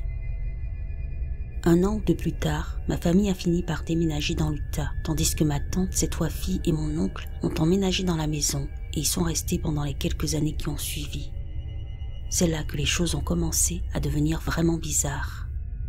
À l'époque où ma cousine et moi étions au collège, ma famille et moi sommes retournés vivre au Nouveau-Mexique, dans la ville la plus proche de Kirtland, de sorte que je passais la plupart de mes étés avec eux à la Maison Blanche. C'est ainsi que nous appelons la maison. Une nuit, nous avons fait notre excursion quotidienne de fin de semaine pour acheter des cornichons épicés et du thé glacé d'Arizona. Je me souviendrai toujours du moment où nous avons quitté la maison, de ce que je portais, une énorme veste blanche bouffante qui ne m'allait pas et me faisait ressembler à un marshmallow ambulant, et des conversations que nous avons eues sur notre vie au collège. Nous sommes en train de monter la colline en terre battue lorsque nous entendons un bruit comme si quelqu'un traînait du métal. C'était un bruit très fort, strident et inconfortable que nous n'avions jamais entendu et qui venait du toit de la maison.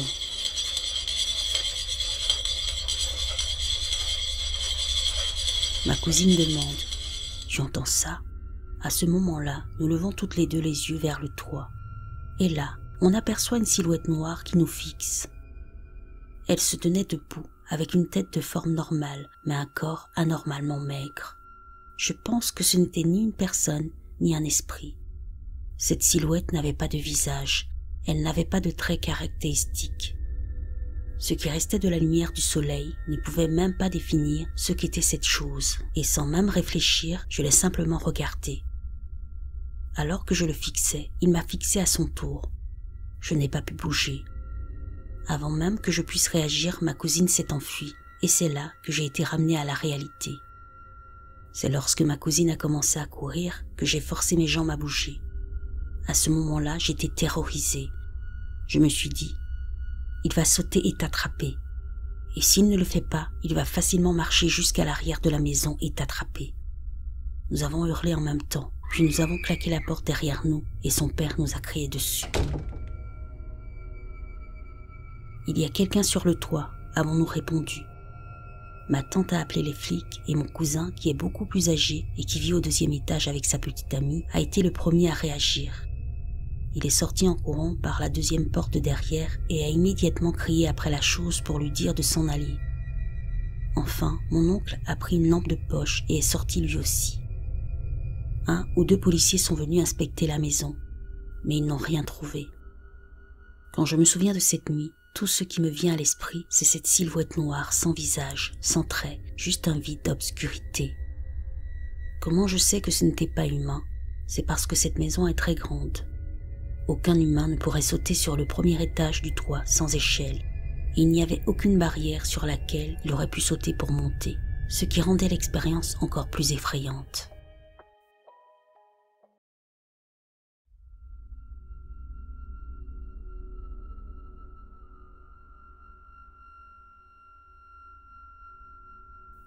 Pendant 30 ans, je n'ai jamais raconté cette histoire à qui que ce soit, y compris à ma femme et à mes amis, car je sais qu'ils se moqueraient de moi.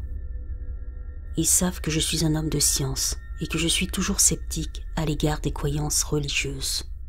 J'ai un diplôme de zoologie et je ne peux pas penser à autre chose qu'à l'évolution et à la génétique. C'est une histoire réelle de mon enfance que je vais vous raconter. Un peu d'histoire sur moi pour le contexte. Je suis né dans les années 80, dans une petite ville à la frontière entre l'Inde et la Chine. Cette ville était pleine de jeunes gens venus de partout parce qu'il y avait une grande université scientifique, grande pour l'époque et l'endroit, et que tout le monde aimait la science et le rock metal. Je ne sais pas trop pourquoi le rock, peut-être parce qu'il y avait une certaine influence de la culture britannique qui s'était installée dans cette ville il y a longtemps. Ma mère était toujours malade à cause de son diabète qui avait affecté ses autres organes.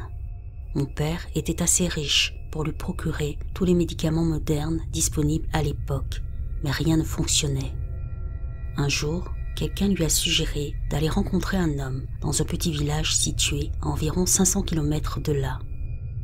Mon père n'avait jamais entendu parler de ce village et a donc demandé à un ami de la famille de lui servir de guide.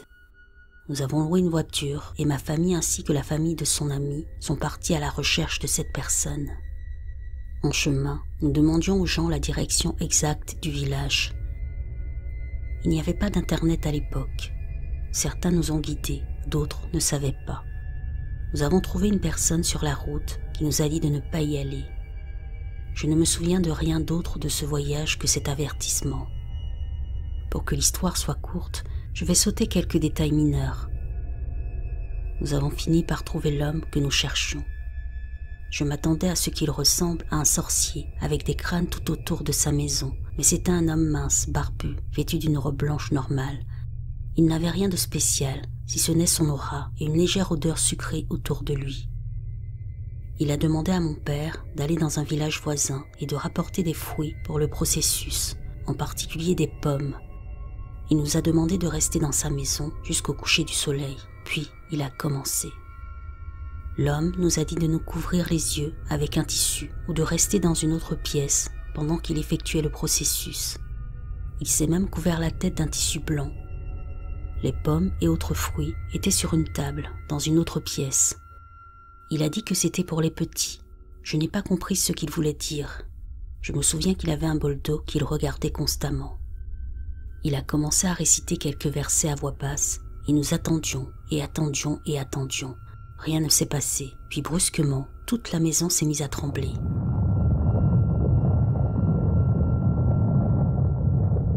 Oui, pas seulement une table ou une chaise.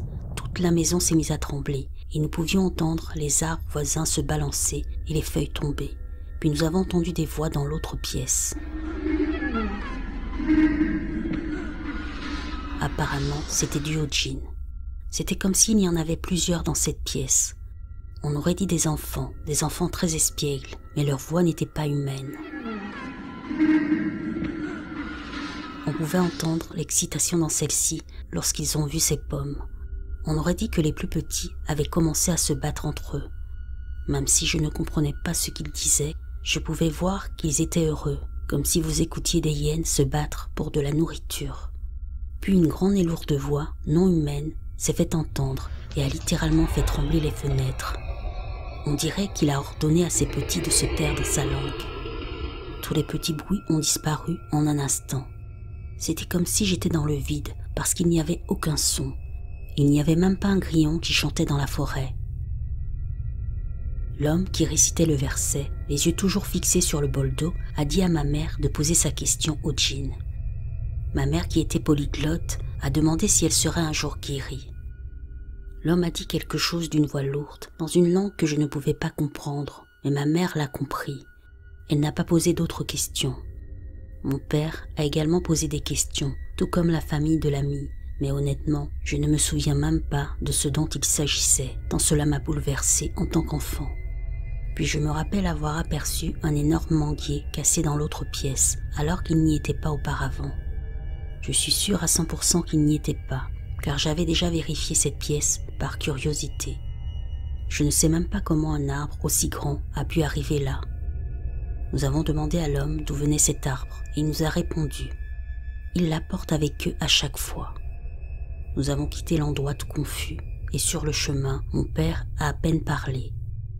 L'homme ne nous a pas demandé d'argent pour cela. Il a dit qu'il perdrait son don s'il le faisait pour de l'argent. Mon père, cependant, lui a donné le reste des fruits qu'il avait achetés en signe de reconnaissance. Juste quelques fruits restants, pas de l'argent. Aujourd'hui adulte, je ne crois toujours pas ce que j'ai entendu ou vu ce jour-là, et mon esprit a toujours essayé de repousser cette expérience dans un coin de mon cerveau. Mais pour une raison ou une autre, j'ai pensé à vous la raconter après presque 30 ans.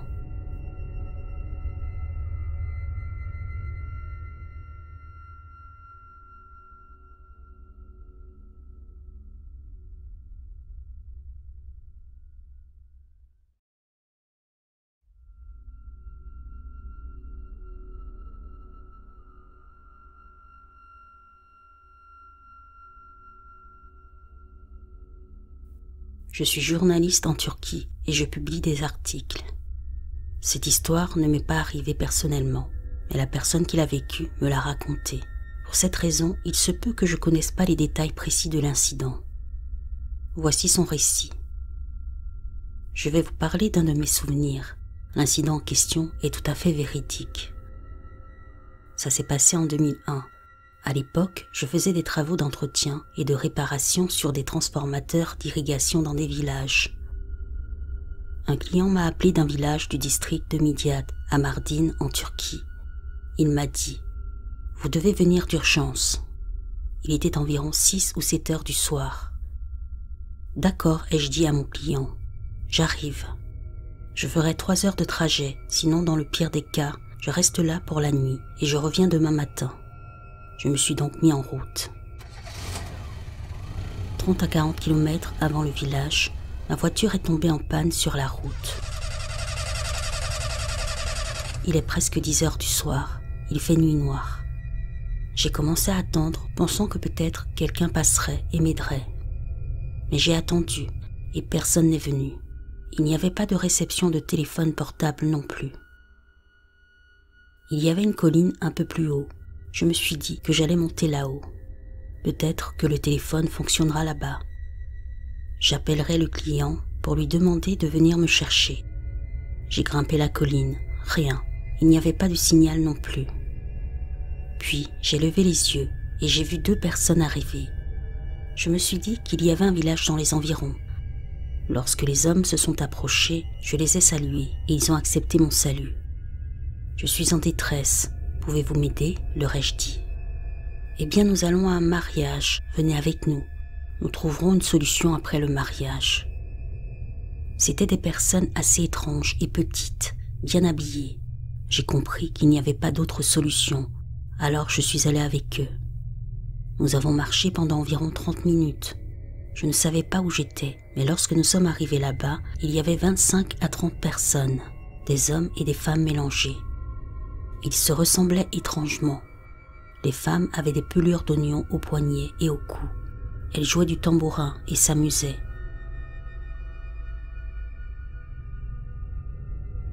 Je regarde autour de moi. Il n'y a pas d'enfants ni de villageois. J'ai commencé à avoir peur, mais je ne le montrais pas. De toute façon, ils dansaient, jouaient, chantaient. Bien sûr, de temps en temps, ils me faisaient me lever pour jouer aussi. 2 ou 3 heures se sont écoulées ainsi, puis quelqu'un s'est approché de moi. Il a commencé à me poser des questions. Il m'a demandé ma religion, d'où je venais, etc. Et là, je ne sais pas ce qui s'est passé, j'ai perdu connaissance. Quand j'ai ouvert les yeux, le soleil s'était levé et j'étais dans la voiture. Il y avait des pelures d'oignons sur le siège à côté de moi. Apparemment, c'étaient des djinns. Selon une croyance très répandue en Anatolie, les pelures d'oignons seraient de la nourriture pour eux.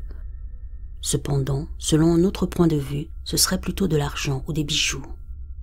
On croit que les djinns, comme les humains, naissent, grandissent, se socialisent entre eux et meurent. Dans ce contexte, on pense qu'ils se marient entre eux, se reproduisent et se multiplient. La rumeur veut que les djinns aient plus d'un mariage. Ceux-ci ont lieu dans des forêts désertes ou des champs éloignés, et on dit que ces mariages ne sont pas directement visibles par les humains. 2 ou 3 heures plus tard, un tracteur est passé. J'ai demandé de l'aide. Nous avons attaché ma voiture à l'arrière du tracteur et l'avons fait remorquer. Je suis finalement arrivé chez mon client. Il s'est inquiété pour moi jusqu'au matin. Je lui ai raconté ce que j'avais vécu. Apparemment, l'un de leurs fils avait déjà vécu une expérience similaire. Ils m'ont dit « Vous êtes tombé sur le mariage des djinns ».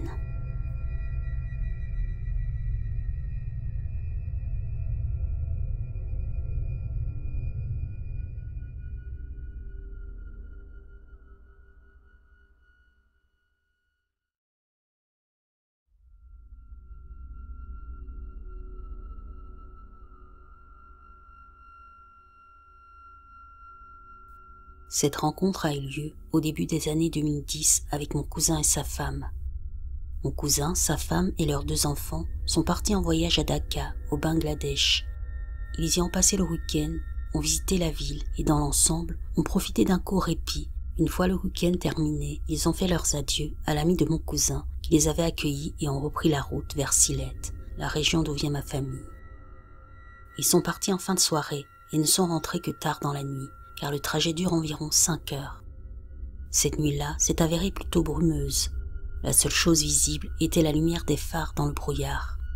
En pleine campagne, il n'y avait pas d'éclairage public. De plus, à cette heure tardive, aucune voiture ne circulait sur les petites routes et les villages étaient séparés les uns des autres par des kilomètres de distance, bien que l'on puisse apercevoir parfois les fenêtres éclairées d'une maison solitaire le long de la route.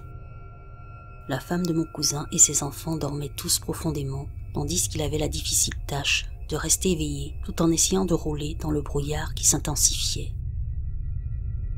La voiture qu'il conduisait était très vieille et ne disposait donc pas de feu de brouillard intégré pour l'aider. Il a traversé un pont familier et savait qu'il ne restait plus beaucoup de temps avant qu'il ne soit de retour au village. Mon cousin avait l'impression qu'il allait s'assoupir au volant. Il a donc décidé d'arrêter la voiture et de se servir du thé dans une gourde. Sa femme s'est réveillée et lui a demandé où il se trouvait. Alors qu'il était en train de parler, ils ont tous 2 entendu un gémissement au loin. Le son s'arrêta et le couple n'y pensa plus, se disant qu'il s'agissait sûrement du hurlement d'un renard ou de l'appel d'un cerf, des bruits nocturnes courant dans la campagne. Ils reprirent leur conversation, racontant leur séjour en ville, mais ce fut de courte durée, car le gémissement recommença. Cette fois, le son était un peu plus proche, et il devint bientôt évident qu'il s'agissait bien d'une personne et non d'un animal.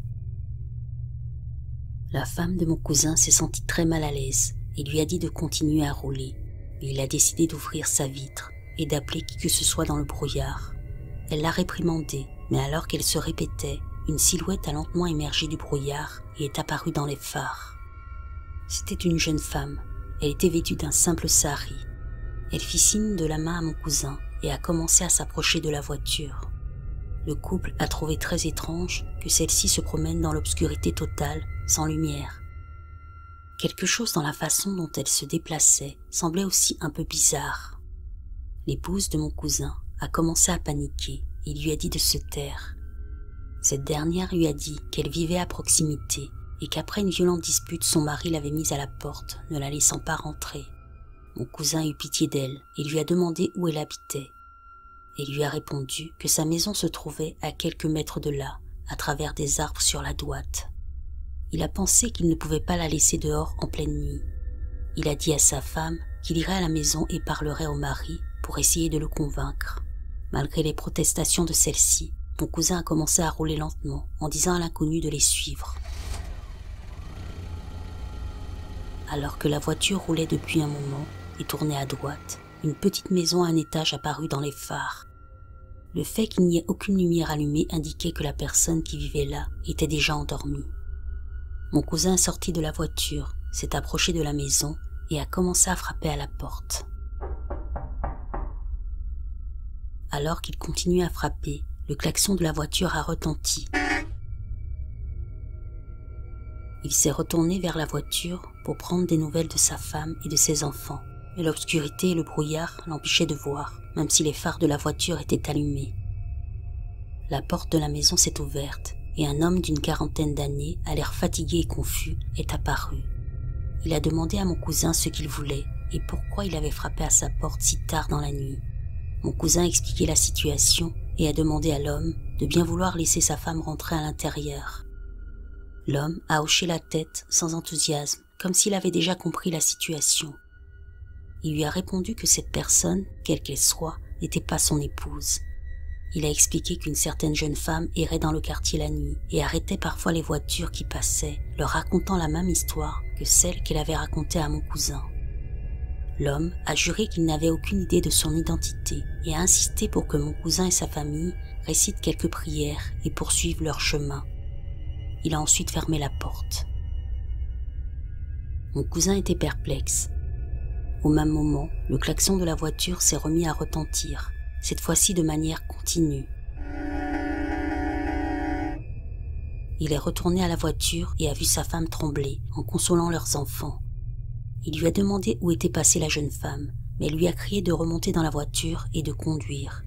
Il est monté dans la voiture et ils ont repris leur route. Lorsque leurs enfants se sont endormis, sa femme a commencé à s'énerver. Il lui a alors demandé ce qui la mettait dans cet état. Elle lui a dit que lorsqu'il était en train de frapper à la porte de la maison, elle avait allumé la lampe torche de son téléphone pour mieux voir la jeune femme. C'est alors que celle-ci s'est approchée de la fenêtre du côté passager. Ce qui était étrange, c'est qu'elle semblait glisser vers elle. La femme de mon cousin a aussi ajouté qu'elle a remarqué qu'elle n'avait pas de pied et qu'elle flottait à quelques centimètres du sol. Elle était horrifiée et c'est à ce moment-là qu'elle a actionné le klaxon pour la première fois. Pendant que son mari parlait à l'homme dans la maison, la jeune femme l'a regardé fixement et a essayé d'ouvrir sa porte, mais heureusement, elle n'a pas réussi à l'ouvrir. Elle s'est ensuite éloignée dans le brouillard. Mon cousin a essayé de rassurer sa femme et lui a dit que c'était certainement le brouillard qui lui jouait des tours, mais elle était sûre et certaine de ce qu'elle avait vu et n'en démordait pas. Furieuse, elle décida de ne plus lui adresser la parole pendant toute la durée du trajet. Lorsque la famille est arrivée au village, toutes les maisons voisines étaient éteintes, ce qui signifiait qu'il était très tard. Ils entrèrent dans leur maison conduisant leurs enfants endormis sur leurs lits respectifs. L'atmosphère était encore tendue entre eux et aucun mot n'a été échangé. Plus tard, la femme de mon cousin décida de prendre un bain.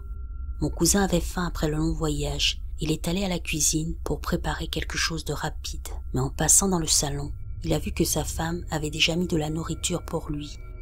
Il prit une autre assiette pour elle et se dit qu'il allait attendre qu'elle ait fini pour pouvoir manger avec elle. Un peu plus tard, lorsque sa femme entra dans la pièce, elle afficha un grand sourire et le remercia de lui avoir préparé à manger, car elle aussi avait faim. Mon cousin confus lui a affirmé qu'elle avait préparé le repas pour lui avant d'aller prendre son bain. Elle lui a répondu que ce n'était pas le cas. Le couple s'est regardé dans un état de confusion qui s'est lentement transformé en peur. Ni l'un ni l'autre ne se souvenaient d'avoir vu de la nourriture préparée à l'avance, ni d'en avoir senti l'odeur en entrant dans la maison. Ils essayèrent tous deux de se dire que c'était peut-être leur famille qui avait préparé le repas, car ils savaient tous qu'ils devaient rentrer le soir même. Mais cela n'avait aucun sens, car la nourriture était brûlante et la vapeur s'échappait encore des casseroles. Tous les habitants du village s'étaient endormis bien avant leur retour. De plus, pourquoi y avait-il un repas pour une seule personne et une seule assiette? Le lendemain, le couple a demandé à sa famille au village si quelqu'un avait préparé de la nourriture pour eux avant qu'ils ne rentrent chez eux. Toutes les personnes interrogées ont juré que ce n'était pas le cas. Mon cousin et sa femme ont commencé à paniquer. C'est alors qu'il a commencé à croire son épouse sur ce qu'elle avait vu. Il n'avait aucune explication sur la personne qui avait préparé le repas la nuit précédente et était certain que cela avait quelque chose à voir avec cet inconnu. Le couple est rentré chez lui et a récité quelques prières autour de la maison. Les anciens du village ont dit que la femme ressemblait à une Ferrotni. Selon le folklore bengali, principalement de la région de Sylhet, une Ferrotni était une entité féminine vêtue de blanc, avec de très longs cheveux, qui parcourait la campagne la nuit. On dit que la Ferrotni était soit une sorcière, soit un djinn qui s'attaquait aux jeunes hommes qui sortaient tard. Cela concernait mon cousin, car le matin même, il s'est plaint d'avoir fait d'horribles cauchemars toute la nuit. Certains auraient été de nature intime. Il s'est également réveillé avec de profondes égratignures et des marques de morsures sur tout le corps et se sentait très faible à son réveil. Ça ne lui est arrivé qu'une seule fois et a complètement cessé sans qu'il y ait d'autres rencontres. Il a tout de même été incité à entreprendre un rituel d'exorcisme. De manière assez surprenante, il n'a pas mal réagi pendant le rituel et n'a montré aucun signe d'affliction. On pensait que ceux qui l'avaient attaqué l'avaient quitté après cette nuit-là.